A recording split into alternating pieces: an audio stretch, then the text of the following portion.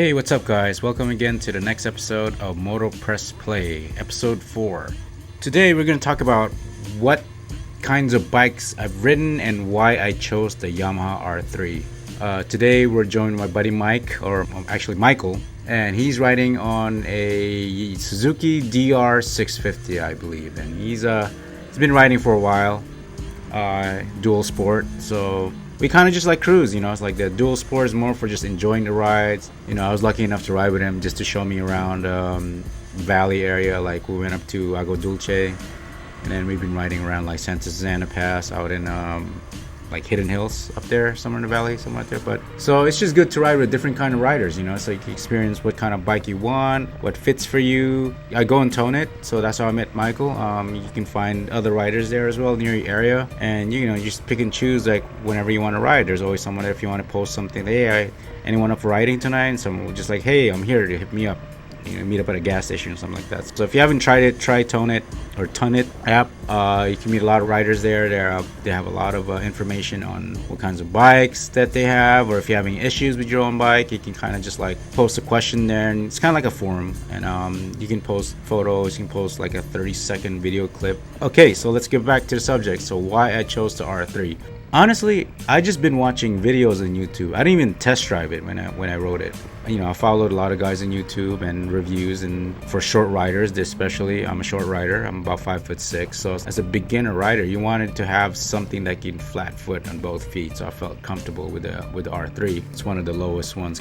I think it was either this or the Honda CBR 300R and the Suzuki GSX 250. I felt that Suzuki was a little bit too heavy and a little bit higher. I think it came in like around 31 inches and change, and plus it only had 250, so it's kind of like, I want a little bit of power. Just watching the YouTube channels, my goal was, I want to get better at riding. I always wanted a sport bike, and I wanted to ride the canyons. That was, I live close by to Angeles Crest, so it's like, what, I want a bike that I can ride on the canyons, and what better way to start off with an R3. Everyone tells me R3s are great, get it, but a lot of my other friends are like, don't get a 300, get a 600, start out, because you can get tired of it. Well, after 5 months kind of getting that bug, it's like, what, I could use a little bit more power, but at the same time I kind of don't regret it, because like, well, why am I gonna need, my bike can go 100 miles an hour, so why do I need something to go 130, especially with my riding skill? I'm not there yet. Like I'm okay, I'm still a beginner, but I've gone pretty fast. I think the fastest I got was like 80 on the freeway, and it was still a little scary. One thing I do recommend, that if you are riding on a 300cc bike, you're gonna feel a lot of drag. So the best advice I can give is don't wear a textile jacket, wear a leather jacket. Like I have an Alpine Star jacket, or any leather jacket that has air ventilation would be great. I just wear those if I go on the freeway, because I feel safer. I feel like the wind, you get more aerodynamic with it. You want to be fully protected because you're going really fast. Highly recommend wearing a leather jacket, just because you just have that peace of mind that you have a better protection. So yeah, that's why I chose R3. I was watching all these guys in the canyons that ride R3s, and it handles really well, and they were going faster than 600 bikes, even leader bikes. A couple of guys that I follow, D Caliboy on YouTube, this guy is legendary. He took out a guy on a CBR 1000 R5. I think his name is Max Wrist. But anyway, yeah, he took him. He took him on a corner, not on a straight. But that just tells you it's all about skill. It's not about what bike you have. And I think that I'm on the right track of just trying to get better at the bike that I have, which is a 300. I don't really do a lot of long distance. This is probably the longest trip I ever had, like Santa Clarita or Agua Dulce on my bike. Like we took a few breaks. I told him, like, my back's kind of killing me. So yeah, that's the only bad thing with a sport bike, is that you're hunchback a little bit lower, so you won't, after like an hour you start feeling, okay, I need to stretch a little bit. Like my back's kind of killing me. Like if you look at him, like he's riding on a dual sport, so he's all upright position. He can ride for hours. And if you can see any bumps, that's another thing too. If you hit any bumps, you feel it. But on those dual sports, they can just keep going. He doesn't have to worry about something that's wet on the road, or where he's got better traction than I do. I gotta watch out for all kinds of stuff. So that's another thing to look out for when you are on a sport bike.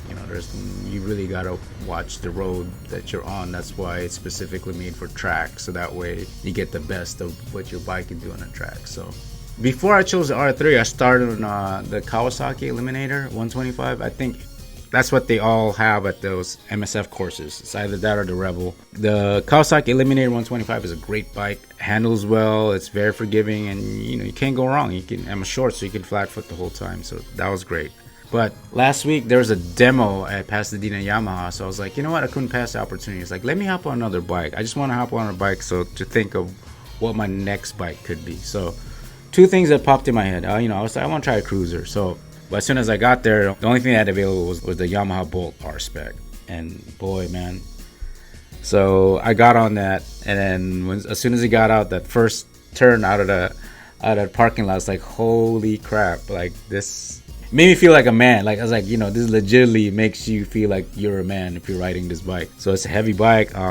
Most of the time I was in first and second gear, and it was just too much torque for me. I was just like, man, this is too much bike, because I was getting left behind after first gear, and by the time I get on second gear, everyone is already stopping towards the next street. So I was just like, okay, I have to be really careful. Like, you really have to slow down a lot sooner with these cruiser bikes. That's like 900 cc's, or almost like a liter, but it's the Yamaha Bolt R-Spec. It's a beautiful bike, but I don't think I'm gonna enjoy it riding on the street, just because you can't really enjoy it. It's like you have to be on the highway to ride that thing, and it just you gotta go on the straightaway. I wouldn't recommend the Yamaha Bolt as a beginner bike. Like, that's something you should be at least riding for a couple of years and know what you're doing. So I was just like, no, this is after that demo ride.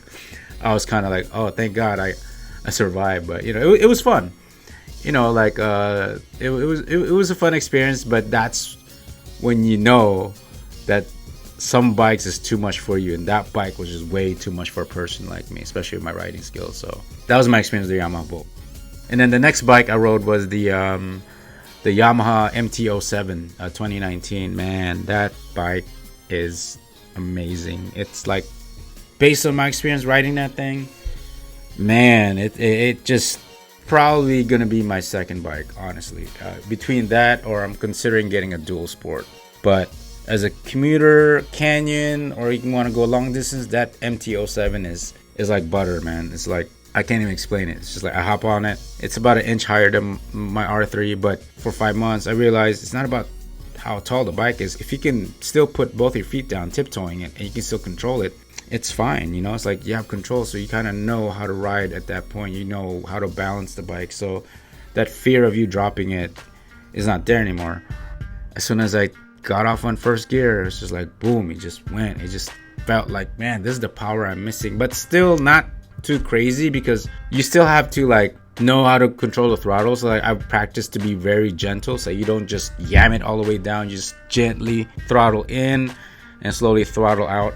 That bike to me was just like, man, I probably went fourth gear once on the demo. There's like one street where you're allowed to go 50. So, and it just felt comfortable, man. Like, that riding position, my back was straight, the handlebars were upright, and I can just see everything. And the dash is great, and it had the kick. Like, for me, for my skill level, that's the perfect. I think if I got that bike, I'm probably just gonna stay at that range, like that 650, 600, 700 cc bike is more than enough. Like, that bike can go 130. Like, that's all I need.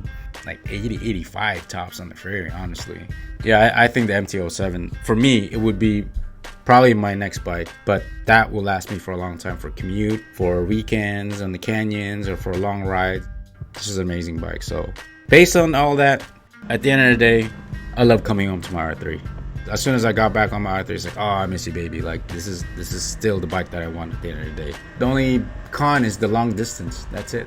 But other than that, this bike is everything. And if I want to go off-road, But basically, I still have my R3 after 5 months. I don't think I've outgrown it. I get bored a little bit, but I realize, like, you know what? You still need to practice. There's still a lot you can learn from this bike. I'm so glad that I didn't get a 600, because, like, I really think I would have laid down the bike by now, the way I've been riding the past 5 months. And I'll be honest, I haven't been the best rider, but this bike has saved my life so many times, because the throttle control, the flickability, and just the stuff that gets in your way. So you really got to master this bike. It's like what you need. It's what you need to do. Is like, you need to get good at a bike that's gonna make you work. It's gonna make you do a lot of work to catch up with those other fast bikes in a safe manner. Like, yeah, they're gonna outrun you. Like, they lead me all the time to canyons, but then again, I meet them and they tell me, hey, you know what, you gotta ride your skill level. And I always put that in my head. It's like, ride at your skill level. So that's where I'm at. I don't try to get really close behind whoever's in front, whoever's leading that pack. You know, I always give that 2 seconds. Like, you know what, I don't feel comfortable being close. And it's okay, as long as you can see each other, that's fine. You know, keeping a safe distance. So that's what I've learned so far. And with the R3, it's perfect. Yeah, I still love my R3, and I don't regret getting the R3, even though sometimes I wish I had more power, or sometimes I wish more upright. But honestly, my commute is less than 2 miles on a daily basis, so I can't ask for more than that. And it's just perfect. It's perfect for what I'm doing right now. It's perfect for everything that I do. And if I need to go to the canyons, Angeles Crest is like 15 minutes away from where I live, so I'm fortunate to have that around me, and you know, especially where I live. So yeah, so that's gonna wrap up our episode, and yeah, that's it. And thanks again for watching, and I hope you guys enjoy this video, and leave any comments and any advice. What do you think I can get better at? What I should do? What should I do with my R3? Whatnot? And let me know what you think about the other bikes that I mentioned: the Kawasaki Eliminator 125, the Yamaha Bolt, or R-Spec, or the Yamaha MT-07. I know it's all Yamahas, except so I'm a little biased here, but I'm gonna try to get more bikes to ride, and ride safe. And catch me on the next episode. And if you have any comments, please leave some comments below. Let me know what you think of this episode, and what kind of bikes that you guys ride, and what do you think were good as a first bike. All right, I'll catch up with you guys soon. Okay, take care.